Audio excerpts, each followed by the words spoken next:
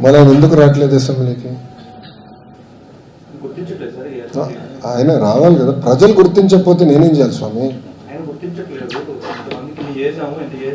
But is duty bound to come. కనీసం పులివెందల సమస్యల గురించి అయినా మాట్లాడాలి కదా.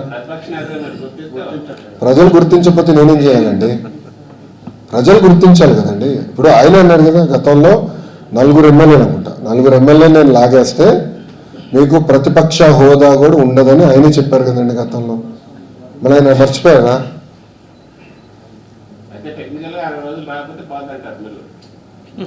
వాస్తవంగా అదొకసారి నేను స్పీకర్ గారితో మాట్లాడినా స్పందిస్తాను. ఎందుకంటే ఆ టెక్నికాలిటీ మొదటిసారి నేను తెలుసుకుంటున్నాను. నాకు కొంచెం అసెంబ్లీ రూల్ బుక్ ఇంకా చదవాలి. కౌన్సిల్ రూల్ బుక్ అయితే నాకు first page to last page తెలుసు. అసెంబ్లీ రూల్ బుక్ చదవాలి. నేను ఒకసారి స్పీకర్ గారితో మాట్లాడినా వాళ్ళు రెస్పాండ్ అన్నారు సబ్జెక్ట్. పార్టీ క్యాడర్కి ఆస్పిరేషన్స్ మధ్య సింక్రనైజ్ కావట్లేదు, కొద్దిగా క్యాడర్లో అసంతృప్తి ఉందన్న వార్తలు వస్తుంది. దాన్ని మీరేమంటారు? దాన్ని ఎట్లా మీరు ఆస్పిరేషన్ ఫుల్ఫిల్ చేస్తారు? సార్ మీరు చూస్తే గెలిచిన రోజు దగ్గర నుంచి నేను కార్యకర్తల్ని కలుస్తున్నాను. ప్రజా దర్బార్ ద్వారా కార్యకర్తలు నేను కలుస్తున్నాను. సెకండ్ లెవెల్ లీడర్స్ని 1-on-1 నేను కలుస్తున్నాను.